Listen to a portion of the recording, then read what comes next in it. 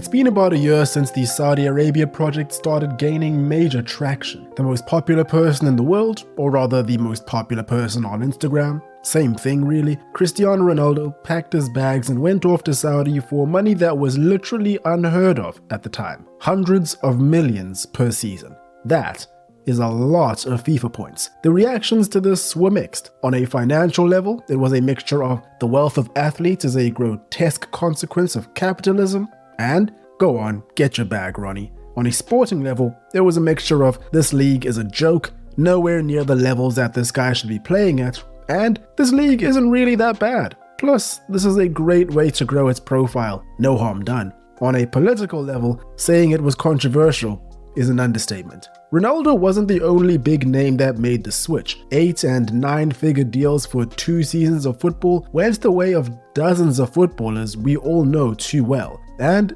just as many were rejected too. 1 year on, and what do we know now? Well, it seems that this ambitious project isn't exactly going according to plan. Over the past few weeks, news, leaks, and rumors have been coming out of Saudi Arabia pertaining to quite a few high-profile players, most of them negative. Jordan Henderson has apparently accomplished his mission of growing the game in Saudi Arabia and wants to head back to Europe. Karim Benzema doesn't feel like he needs to go to training. Turkish Super Cup games are being played in Saudi Arabia now, or rather not being played. Neymar is, well, nothing new from Neymar really. It's easy to think that we're seeing the demise of the Saudi League, but I don't know if that's the case. In fact, I don't think that's the case. After all, transfer windows always spurn rumors.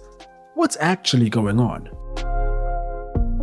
What's going on, everyone? Hope we're all doing well. I'm Tinashe, welcome back to the channel. Feel free to subscribe if you haven't, it'll be a great help, but no stress. For some reason, it seems like all the major players that went over to Saudi Arabia are starting to regret their decisions, which is a bit of an odd one. However, something that I know you guys will never regret is downloading SofaScore using the link in the description. If you need a free football app for all detailed stats, news, and odds, go ahead and use that link in the description. You won't regret it. Anyway, before we get started on this one, I just want to preface a few things. It's very hard for us to tell what is actually going on in Saudi Arabia, not just from a footballing perspective. A good example of this is Roberto Mancini, Saudi Arabian national team coach. Just the other day, he excluded 3 important Saudi players from the Asia Cup squads. He says it's because they are not committed to the team. They say he is lying. Who's telling the truth? Apart from that, when doing the research for this video, it was really difficult to come across a media outlet that was unbiased and wasn't creating pieces that were, fueled by emotion, agenda, or biases for or against the project. It's a bit of a touchy subject, hard to really approach. And one thing I will say is that it's not that hard to be critical of something without spreading hate.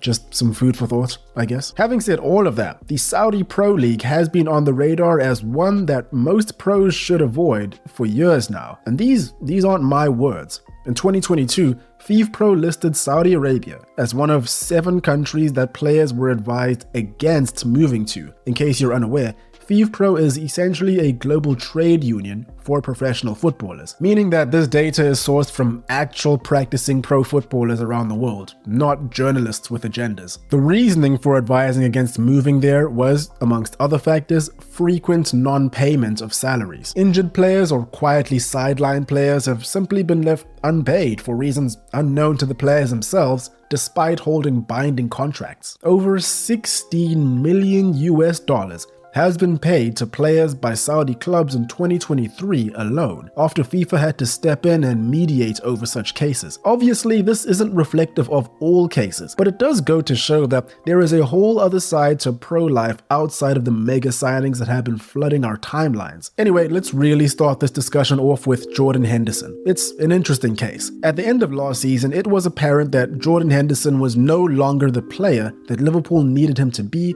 to get back to the levels that they really should be at. Him, the corpse of Fabinho and Harvey Elliott were the usual midfield 3. Apparently Thiago and Arthur were also there, but there is no evidence. He had 2 years left on his contract, where he was apparently earning a base of just over £150,000 per week, depending on who you believe, so he was doing quite alright financially. But it was clear that he would play a smaller role going forward. Klopp wanted him to stay though. He was the captain. a large presence for Liverpool Football Club, and I would say a highly respected footballer in the global community. Who wouldn't want him to stay? Jordan Henderson. Jordan Henderson wouldn't want him to stay. Henderson was a vocal supporter of LGBTQ+ rights and was not shy of voicing his opinion for several other public matters when off the pitch. He was maybe the most vocal of the Premier League captains who wore rainbow-colored armbands and laces during Stonewall's campaign in 2020. 3 years later, he's joined a club from a country where homosexuality is illegal. All it took was £700,000 per week, apparently. It's a strange story, it really is, but Henderson insisted that him being in Saudi Arabia was a positive thing. Who knows, maybe he initially wanted to go there to change perceptions, I don't know. 6 months later, it seems he's had enough. Lots of noise in the media these days about him wanting out, and seriously wanting out. Perhaps it's the 75-minute commute he has to make to get from his house in Bahrain to the Al Ettifaq training ground. Perhaps it's the heat, averaging out at a dry 35 degrees in the summer. Perhaps it's the fact that his team plays in front of 2,000 people at times and sits in ninth. With the Euros coming up, I'm pretty sure he might see that as a problem. Then again, he's kind of like Harry Maguire, waistcoat man will never not pick his guy, so there's that. Whatever the reason is, it seems that he wants out so bad that he's willing to go through whatever the tax implications are for breaking his contract so soon. Now, I am a trained accountant, but I'm going to refer you guys to this Athletic article that I came across to better explain the situation. Steven Gerrard is the manager of Al Ettifaq. Things haven't been going according to plan for him, as previously said, ninth in the table. No plans for him to leave have hit the news, but perhaps it seems that betting the future on him wasn't the best idea for this club. Roberto Firmino hasn't been playing much football for Al Ahly and is said to want out because of that. Karim Benzema, who was adamant about joining the Pro League because Saudi Arabia is a Muslim country, appears to have done a 180 himself. He deleted his Instagram in late December. A lot of people feel that this is due to the backlash he's been getting for a series of poor performances, a theory which I find quite difficult to believe because let's not forget that this man played over 10 seasons at Real Madrid, many of which where he wasn't well liked by the fans, especially early on. Also, let's also not forget that these fans were booing Ronaldo at the peak of his career, so there's that. He failed to report to training on a number of occasions and has been left out of the club's mid-season training plans. Looks like he might be on the move. Please, Manchester United, do not do this. There's been no outright negativity surrounding Sadio Mane and him wanting to leave or anything like that. However, he has been in the news lately himself for...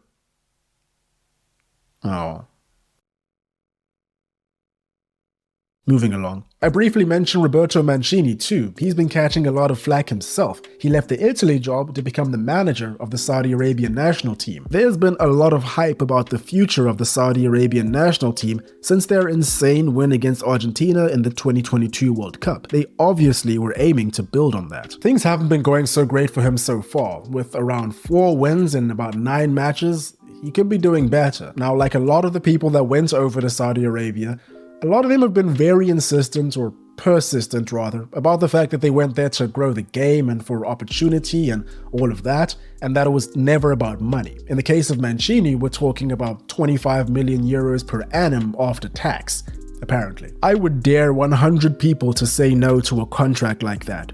I think few, very few, would turn it down. Mancini's own son said this about his father's move to Saudi Arabia. It would be presumptuous to assume he speaks for Roberto Mancini, but it's not the best look, At the same time, in the event that he does speak for his father, I respect it.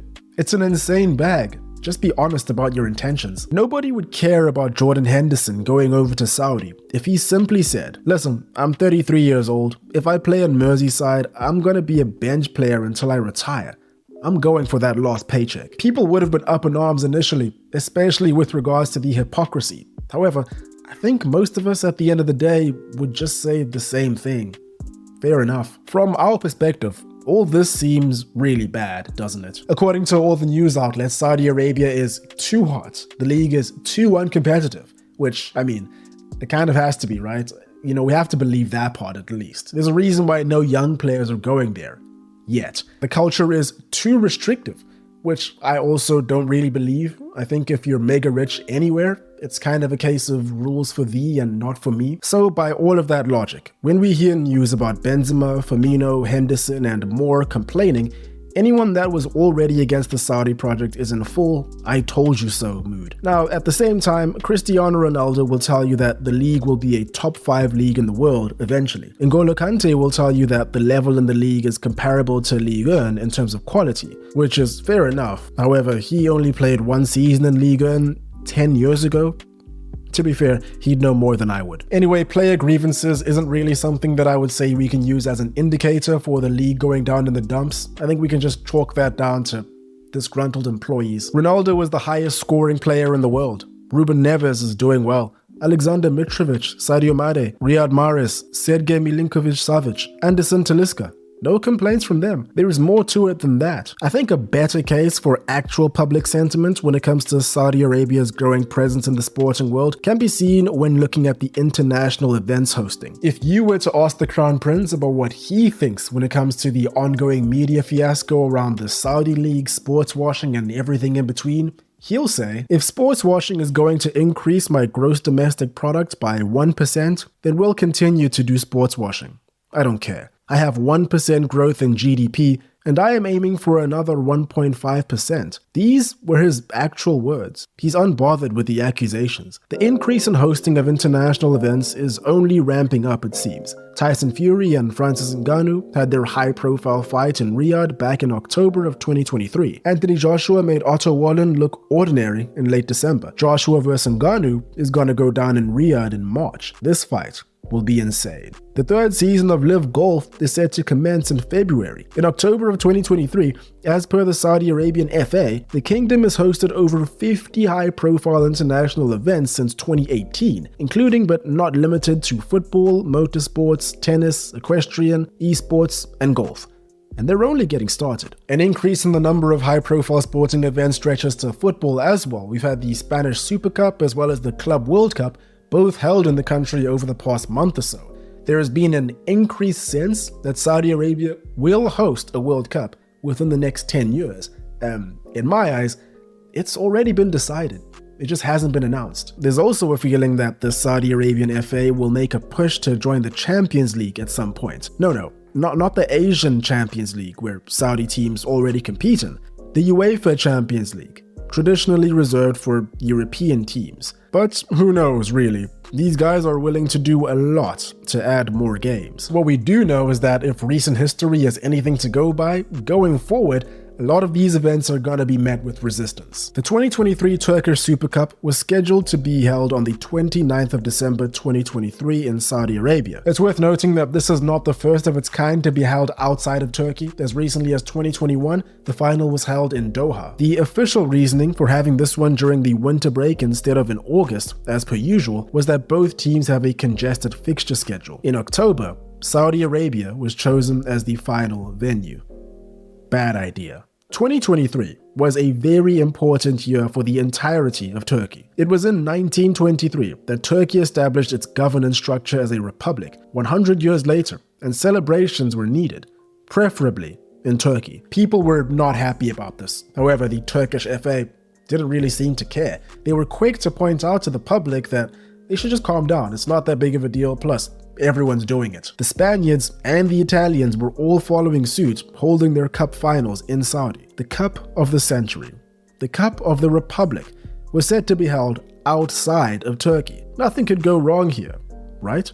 Now, both teams wanted to at least warm up in custom shirts that featured Mustafa Kemal Atatürk, the founding father of the Republic of Turkey, and also display flags showing some well-known quotes of his. However, this was denied by local Saudi authorities. That, along with an insistence by the Saudi authorities to play the Saudi Arabian national team, I guess rubbed both teams the wrong way and really left them with one viable option in their minds. They refused to play, the match was cancelled, and they returned to Turkey as heroes. The location and date of the rescheduled match is yet to be announced. Real Madrid took on Atletico Madrid in the semi-final of the Spanish Super Cup on the 10th of Jan 2024. A Madrid derby being held in Saudi Arabia is wild as it is, but The start of this match had a lot more to it than that. Legend of the game, Franz Beckenbauer, sadly passed on at the age of 78 on the 7th of January 2024. A minute of silence was supposed to be observed in honor of the great man. Instead, the moment of silence was met with boos by the fans in attendance. Absolutely zero fans of Saudi Arabia were made in Germany or Europe that day. The official reasoning for this is unknown. However, there have been a lot of theories that have been making the rounds. One of the theories was that the boos were aimed at Toni Kroos and Toni Kroos alone. He's a man that's been highly critical of the Saudi league. He was, of course, playing that day for Real Madrid. He was booed loudly whenever he received the ball. Another reason that's been doing the rounds is that it's simply not customary to observe moments of silence in Saudi Arabia. I don't know if that's true or not. Whatever the reasoning is, I kind of struggle to think of any sort of scenario where you might think it's okay to boo. A moment of respect, just a showing of respect for one of the greatest and most prominent figures in the history of the sport, or just the passing of a life in general. It seems like the most avoidable controversy ever, doesn't it? Football in Saudi Arabia is growing in prominence. Now, it is a football crazy nation. It always has been. However, it's been crazy for international football. Now being able to see the best stars, the stars that people grew up watching in Europe, playing in their own backyards is insane. But it's only part of the plan. The plan is to increase the footprint of all sports in the country. And who's to say that this goal is under jeopardy? A handful of disillusioned stars and their agents? Unlikely.